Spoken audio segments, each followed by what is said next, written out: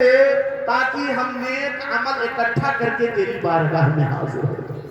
رب فرمائے گا نہیں، دوبارہ تو دنیا میں نہیں بھیجا جائے گا، ایک ہی مرتبہ تمہیں موقع ملنا تھا، وہ موقع مل چکا ہے۔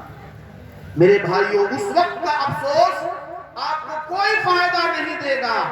آج اگر آپ شرمندہ ہو، اپنے گناہوں پہ نادم ہو اور ان علماء کی باتوں کو گرہ کر کے پکڑ لیں، ان پر عمل کریں، تو یہ آپ کا رجوع کرنا، شرمندہ ہونا، افسوس کرنا یقیناً آپ کے لیے مغفرت اور بخشش کا سامان بن جائے گا۔ یہ علماء کیا ہیں؟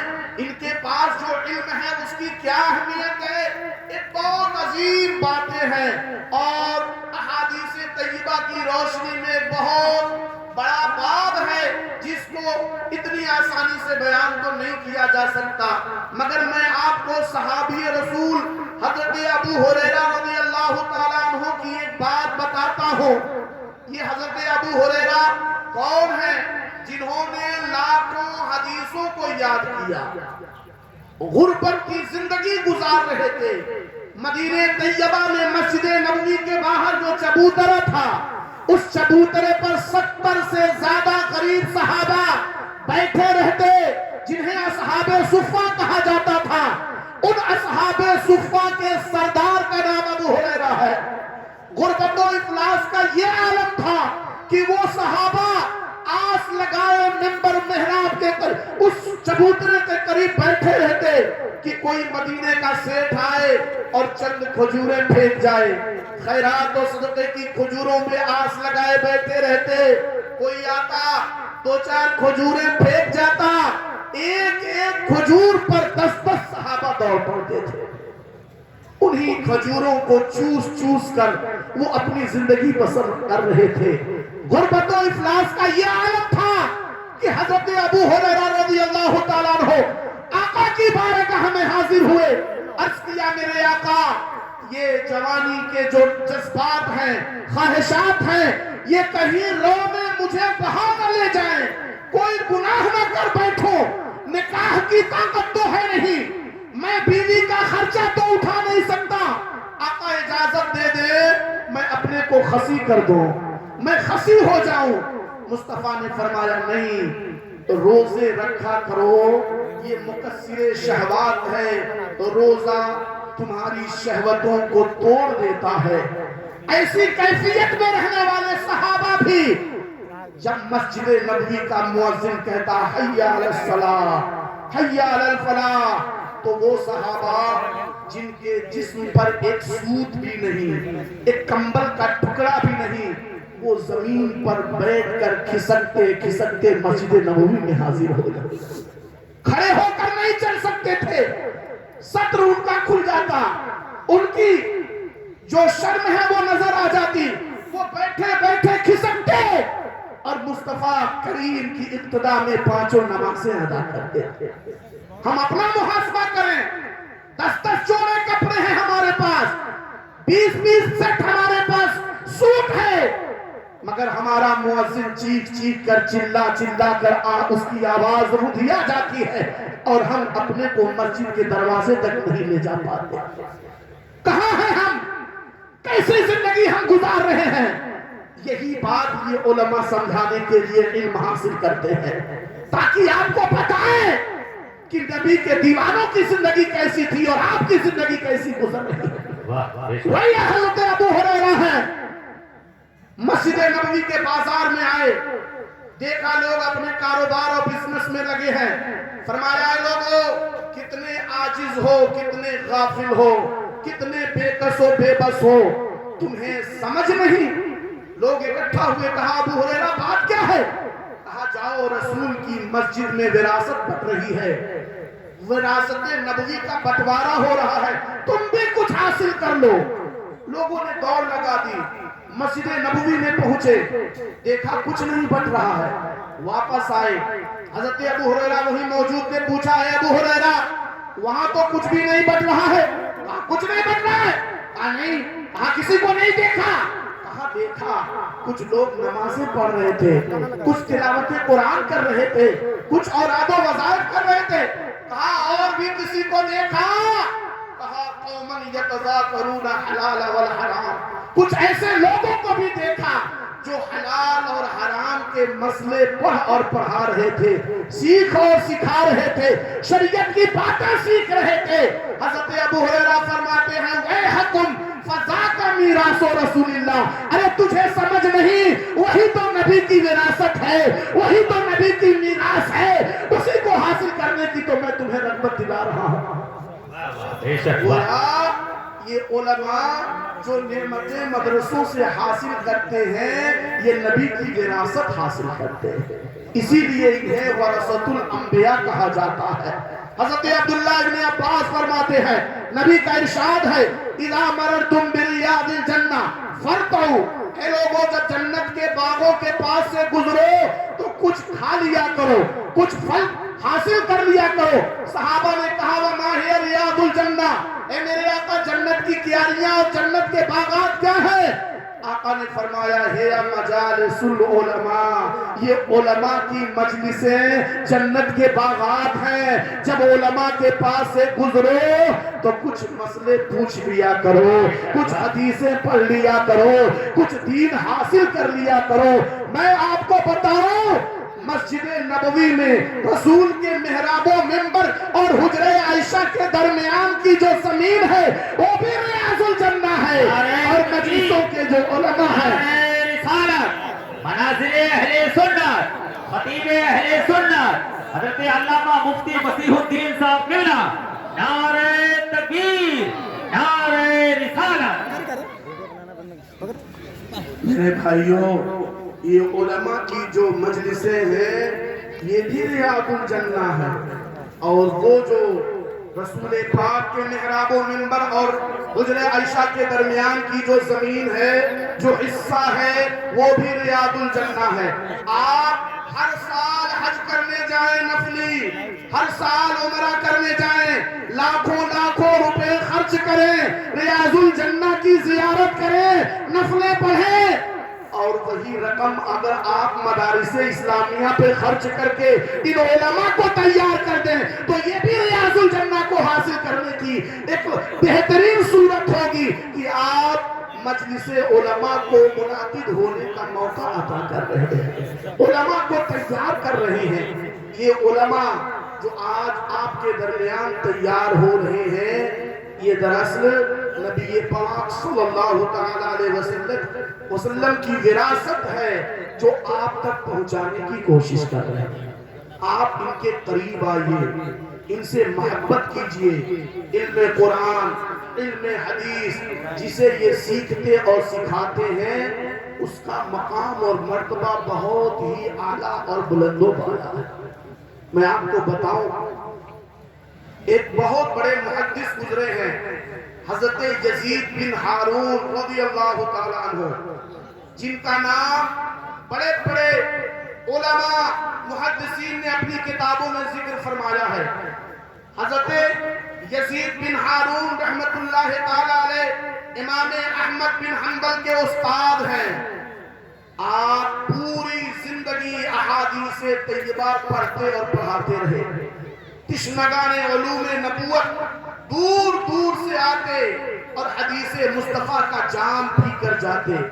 جب آپ کا انتقال ہو گیا، ایک صاحب حال بزرگ نے خواب میں آپ کو دیکھا، پوچھا حضرت اللہ عز و جل نے آپ کے ساتھ کیا معاملہ اختیار فرمایا؟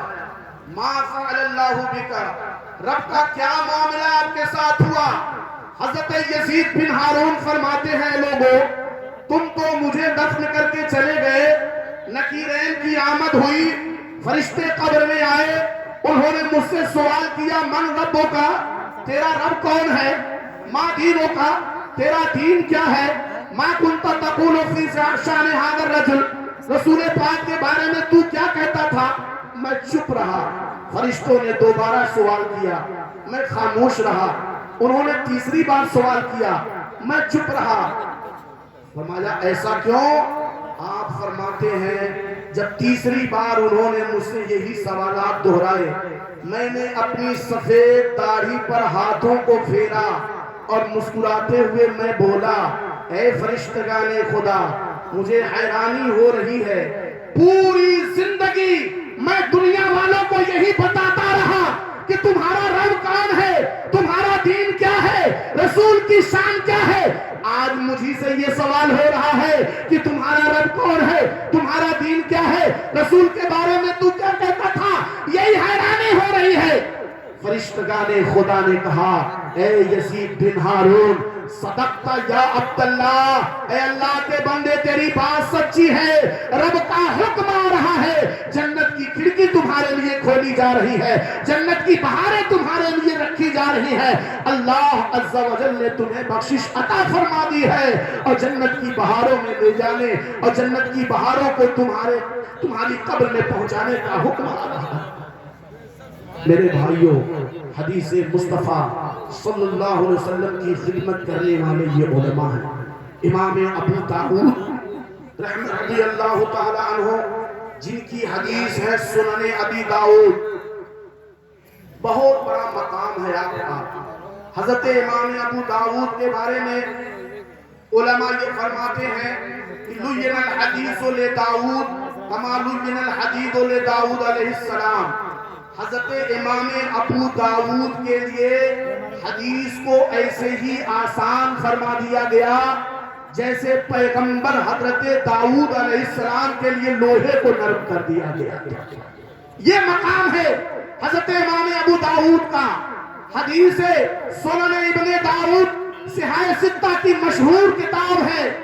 حضرت امام ابو داؤد کے زمانے کے بزرگ عارف باللہ آپ کے دروازے پہ حاضر ہوئے، فرمایا اے ابو داؤد، اللہ کا بندہ تیرے دروازے پہ سہل بن عبداللہ کھڑا ہے، دروازہ کھولو۔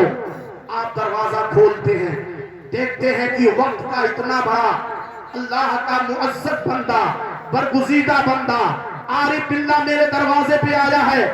عرض کرتے ہیں حضور آپ نے زحمت کیوں کی؟ حکم فرمایا ہوتا میں حاضر ہو جاتا۔ کہا نہیں، سنو، یا ابا داؤد لی الیک حاجہ، اے ابو داؤد مجھے تم سے کچھ حاجت ہے، کچھ ضرورت ہے۔ کہا حضرت فرمائیے کیا ضرورت ہے؟ آپ نے فرمایا وعدہ کرو میری شرط پوری کرو گے ورنہ میں تمہارے گھر میں داخل نہیں ہوں گا۔ لا ادخل حتی تقول لی قضیتها حتی الامکان، میں اس وقت تک تمہارے گھر میں قدم نہیں رکھوں گا جب تک تم وعدہ نہ کر لے کہ میری شرط پوری کرے گا۔ کہا حضرت میں وعدہ کرتا ہوں، بتائیں بات کیا ہے؟ حضرت سہل بن عبداللہ فرماتے ہیں جس زبان سے صبح سے لے کر شام تک تو حدیث مصطفیٰ پڑھتا اور پڑھاتا ہے، قال اللہ قال رسول کی صدائیں بلند کرتا ہے، میری دلی خواہش ہے کہ اس زبان کو تو باہر نکال، میں اس زبان کو چومنا چاہتا ہوں۔ جب تک اس زبان کو میں چوم نہیں لیتا میرے دل کو قرار نہیں آتا، یہ میری شرط مکمل کر دو۔ حضرت امام ابو داؤد نے اپنی زبان کو نکالی ہے اور حضرت سہل بن عبداللہ نے ان کی زبان کو بوسہ دے کر فرمایا اب تو عشق مصطفیٰ کا جام لبالب حاصل ہو گیا ہے، عشق مصطفیٰ کی مجھے مٹھاس اور شیرینی محسوس ہو رہی ہے۔ میرے بھائیوں، یہ جو لوگ علم حدیث پڑھتے اور پڑھاتے ہیں، علم قرآن پڑھتے اور پڑھاتے ہیں، ان کا مقام بڑا اعلیٰ ہے، بہت ہی بلند و بالا ہے، اس لیے آپ ان سے محبت کریں۔ بس اسی کڑی کی ایک اور حدیث پیش کر کے میں آگے بڑھ جاؤں۔ بہت بڑے بزرگ عالم اور صوفی محدث گزرے ہیں، حضرت شیخ اکبر علامہ محی الدین ابن العربی۔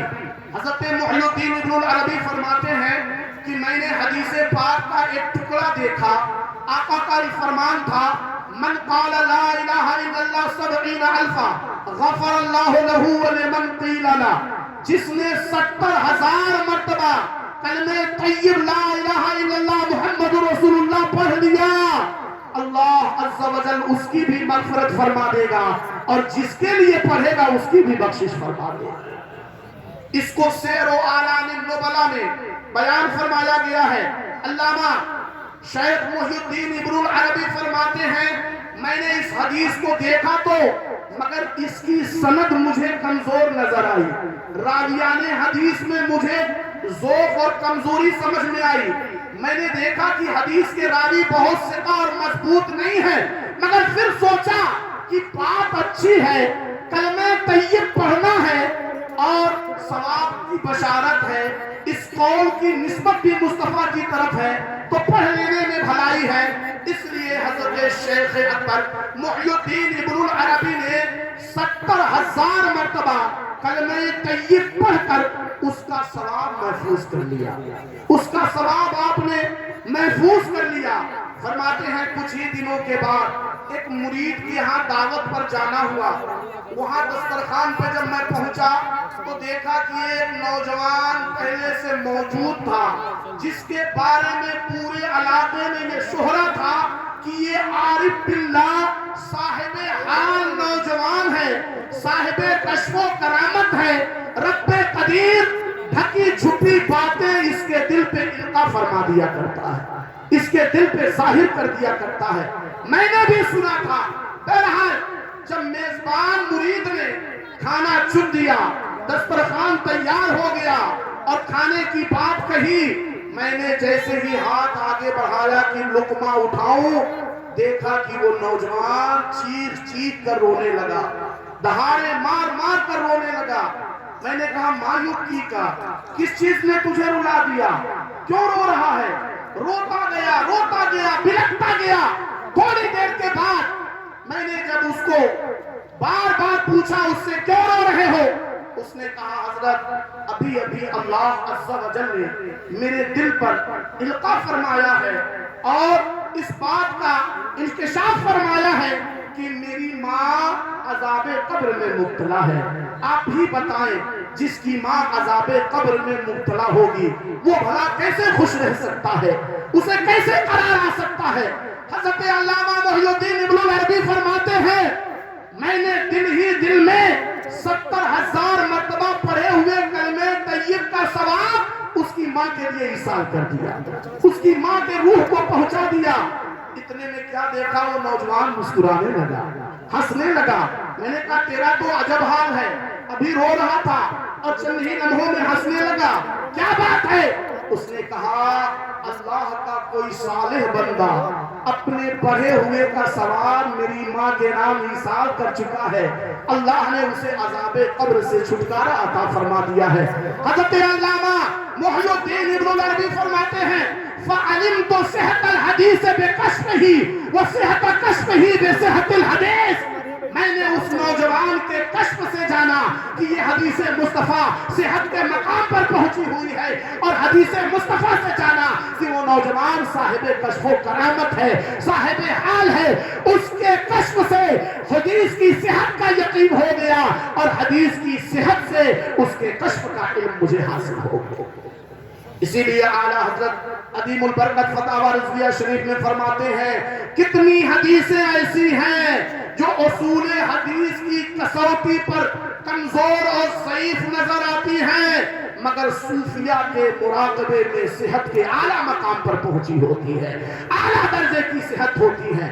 مجھے عرض یہ کرنا ہے، میں نے یہ بات اس لیے پیش کی ہے کہ یہ ہمارے جو علماء، حفاظ، قراء فارغ ہو رہے ہیں، یہ ذہن میں رکھ لیں کہ ماں آپ کی تمام کامیابیوں کی سب سے بڑی یہ بنیاد ہے، اور اپنی ماں اپنے باپ کے لیے کبھی کسی بھی حال میں آپ مشقت کی راہیں پیدا نہ ہونے دیں، ان کا خیال کریں۔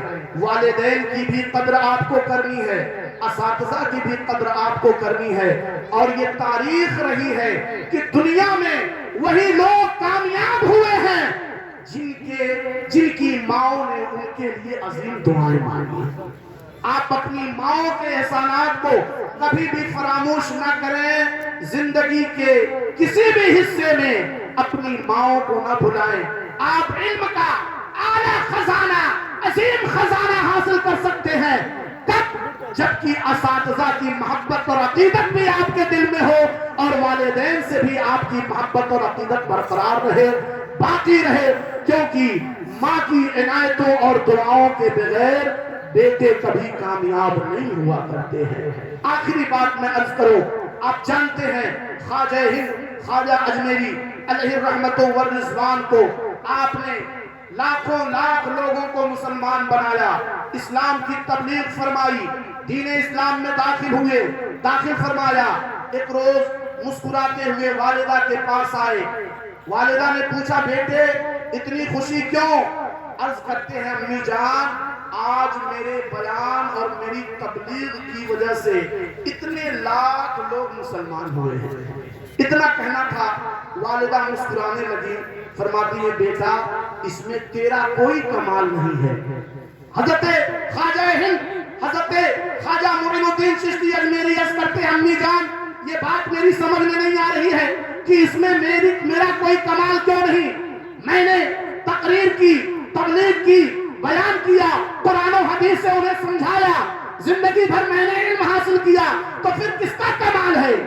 والدہ ماجدہ فرماتی ہے بیٹا حسن جب تو میرے پیٹ میں تھا تب بھی میں تمہارے لیے دعائیں مانگتی تھی، جب تو پیدا ہوا تیرے لیے میں نے بے شمار دعائیں مانگی، جب تو شیر خارگی کے زمانے میں آیا میں تجھے دودھ پلاتی تھی، میں تمہیں دودھ پلانا چاہتی تھی، کبھی ایسا نہیں ہوا کہ دودھ پلانے سے پہلے میں نے وضو نہ کیا ہو، پہلے میں وضو کرتی تھی، باوضو ہو کر تجھے سینے سے لگاتی تھی، تو میرے سینے سے لپٹتا تھا اور میرے ہاتھ رب کی بارگاہ میں اٹھتے اور میں رب سے یہی عرض کرتی مولا میرے چھاتی کے دودھ کے ہر قطرے کے ساتھ ولایت کا نور میرے بیٹے کے سینے میں بھر دے، ولایت کی کرنیں میرے بیٹے کے سینے میں بھر دے۔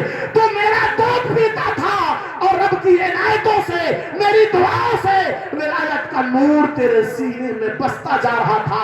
یہ وہی نور ولایت ہے جس کی وجہ سے لوگ جھوک تر جھوک تیری باتوں سے اسلام قبول کرتے ہیں۔ اس لیے میرے بھائیوں، میرے عزیز طلبہ، فارغین، آپ جہاں کہیں بھی رہو ان اساتذہ کو بھی یاد رکھو اور اپنے والدین کو بھی یاد رکھو۔ ماں کے بغیر کوئی تاریخ مکمل نہیں ہو سکتی۔ حضرت ابراہیم، حضرت اسماعیل کی پوری داستان ہے مگر حضرت ہاجرہ علیہ السلام کے بغیر وہ تاریخ بھی مکمل نظر نہیں آتی۔ حضرت امام بخاری جن کی بخاری شریف کی آخری حدیث کا آج درس ہوا ہے، آپ نے ختم بخاری کی ہے، وہ امام بخاری کیا ہے؟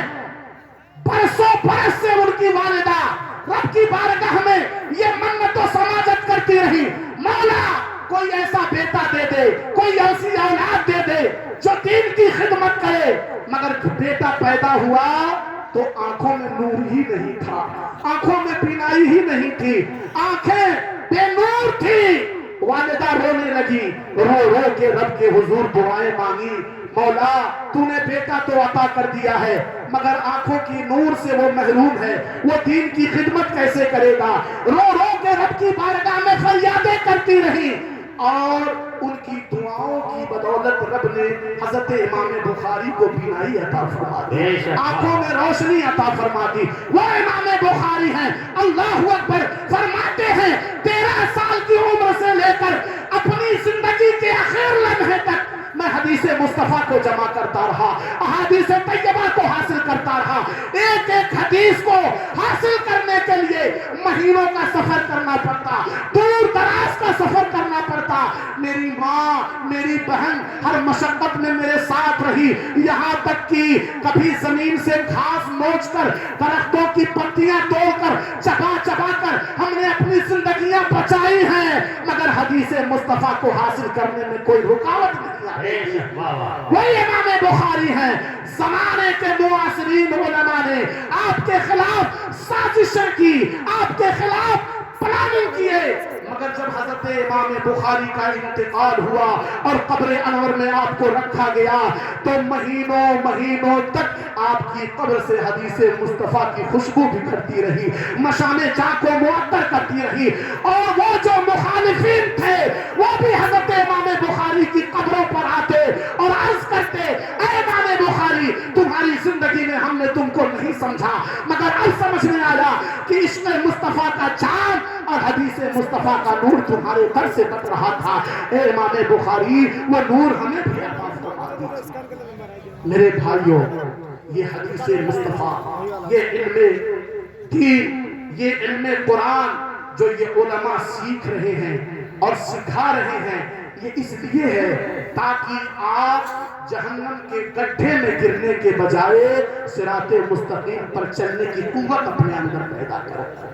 ان سے قریب آئیے اور دین سے دور رہنے میں کوئی بھلائی نہیں ہے, کوئی کامیابی نہیں ہے. آپ چاہے جتنے بھی بڑے عہدیدار ہو جائیں, حلفیہ قسم کھا کر ہم اس بات کو کہہ سکتے ہیں کہ دین سے جو دور رہے گا وہ ہمیشہ ناکام اور نکما ہی رہ کر کے زندگی گزارے گا. جو دین سے قریب ہوتا ہے کامیابیاں اسی کے قدموں کو چومتی ہیں. اور دین سے قریب کرنے کے لیے یہ علماء, یہ حفاظ, یہ قرہ مدارس اسلامیہ سے تیار کیے جاتے ہیں. آپ اندازہ لگائیں, حضرت فاروق اعظم رضی اللہ تعالیٰ عنہ جب حج کرنے کے لیے مدینہ منورہ سے مکہ معظمہ جا رہے تھے, ایک خاص مقام پر آپ نے اپنے تمام سپاہیوں اور دوستوں کو روک دیا, کہا یہیں ٹھہر جاؤ. سب لوگ رک گئے. اس وادی میں کھڑے ہو کر حضرت عمر بن خطاب رضی اللہ تعالیٰ عنہ زاروں کے تار رونے لگے. لوگوں نے کہا امیر المومنین, اس وادی سے کوئی خاص بات وابستہ ہے, کوئی خاص واقعہ ہے جو اس سے جڑا ہوا ہے؟ آپ نے فرمایا ہاں, جب میں مسلمان نہیں ہوا تھا, اسلام کے دامن میں نے پناہ نہیں لی تھی, اس زمانے کی بات ہے. میرا باپ خطاب جو بڑا سخت دل اور بڑا ہی شدید القلب تھا, اس نے مجھے کہا عمر 5 اونٹوں کو لائن میں کھڑا کرو. 5 اونٹ اس نے دیے, پہاڑی کے پیچھے چھپ گیا میرا والد میرا باپ, اور 5 اونٹوں کو لائن میں کھڑا کرنے کو کہا. وہ نکمے اونٹ ایک کو لائن میں کھڑا کر کے دوسرے کو لینے جاتا تو وہ پیچھے چلا جاتا, دوسرے کو لا کے کھڑا کرتا یہ ادھر نکل جاتا. الغرض بہت دیر تک میں کوشش کرتا رہا کہ ان 5 اونٹوں کو لائن میں کھڑا کر دوں, مگر وہ لائن میں کھڑے ہونے کو تیار نہیں. میرا باپ خطاب آیا اور اس نے اتنا مارا کہ میں زخمی ہو کر اسی وادی میں لیٹ گیا. مار مار کے اس نے مجھے بے حال کر دیا. یہ اس زمانے کی بات ہے جب قدم نبی سے میں دور تھا. اور ایک آج کا دن ہے کہ میں مصطفیٰ جان رحمت کے قدموں سے لپٹ چکا ہوں, مسلمان ہو چکا ہوں. تو 22 لاکھ مربع میل پر میری حکومت ہے, اور مدینے میں کوڑا رکھتا ہوں. ایران کے لوگ میرے خوف سے ڈرا کرتے ہیں. مدینے میں فیصلہ کرتا ہوں اور عراق میں میرے فیصلے کی دھمک محسوس ہوتی ہے. یہ طاقت کہاں سے آئی ہے, یہ مقام کہاں سے ملا ہے؟ یہ عشق مصطفیٰ اور قدم مصطفیٰ کی بدولت ہمیں حاصل ہوا ہے. اس لیے میرے بھائیوں, وہ عمر بن خطاب اور ان فارغین کو میں یہ بھی کہوں گا کہ آپ آج کے بعد جس میدان میں جا رہے ہیں وہاں خاردار وادیاں ہیں, سنگلاخ راستے ہیں. اب تک تو اساتذہ نے آپ کی غلطیوں کو درگزر کر دیا, مگر اب کوئی آپ کی غلطیوں کو درگزر نہیں کرنے والا. اب آپ ایک ایک غلطیوں پہ مجرم بنائے جائیں گے, ایک ایک لغزش پہ آپ کو بہت بڑا مجرم قرار دے دیا جائے گا. اس لیے خدا را دین مدین کی خدمت کی راہ میں اگر کوئی آپ کو ٹوکتا ہے, کوئی روکتا ہے, کوئی آپ کی اصلاح کرتا ہے اور یقیناً وہ اصلاح درست ہے, تو کشادہ قلبی کے ساتھ اس کی اصلاح کو قبول کرنا بھی آپ کی ذمہ داری ہے. یہ ہم سب کی طرف سے آپ کو نصیحت بھی ہے. وہی فاروق اعظم ہے, جب پہلا خطبہ منبر پر کھڑے ہو کر آپ دے رہے ہیں تو آپ نے فرمایا ہے لوگوں, عمر بن خطاب امیر المومنین بن چکا ہے. بتاؤ قرآن و حدیث سے جب تک میں فیصلہ کروں گا تم میری پیروی کرو گے؟ لوگوں نے کہا کیوں نہیں, یقیناً ہم آپ کی پیروی کریں گے. عمر بن خطاب نے لوگوں کو جانچنے کے لیے کہا اگر میں قرآن و حدیث سے ہٹ کر فیصلہ کروں, اپنی طبیعت سے فیصلہ کروں, بتاؤ تم کیا کرو گے؟ اگر میں راہ راست سے ہٹ گیا تو تمہارا کیا حال ہوگا, تمہارا کیا سلوک ہوگا؟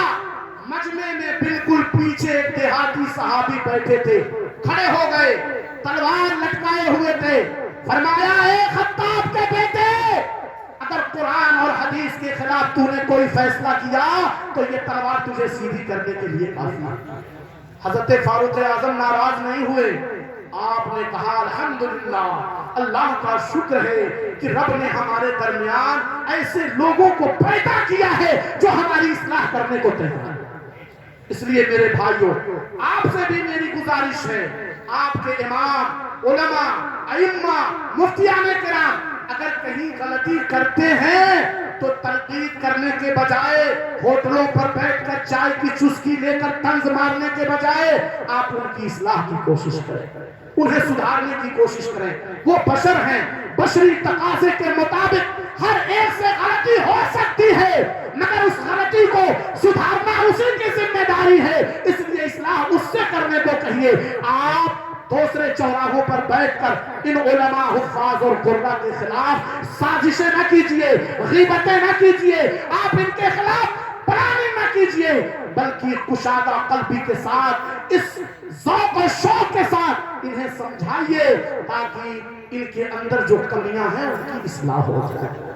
یہی چند باتیں ہیں جنہیں لے کر میں آپ کے سامنے حاضر ہوا ہوں۔ بارگاہ مولا کریم میں دعا ہے کہ پروردگار عالم ہم سب کو رسول پاک کی شریعت پڑھنے، سمجھنے اور دنیا میں اس کا نور بکھیرنے کی توفیق و قوت عطا فرمائے۔ وما علینا الا البلاغ۔ السلام علیکم ورحمۃ اللہ۔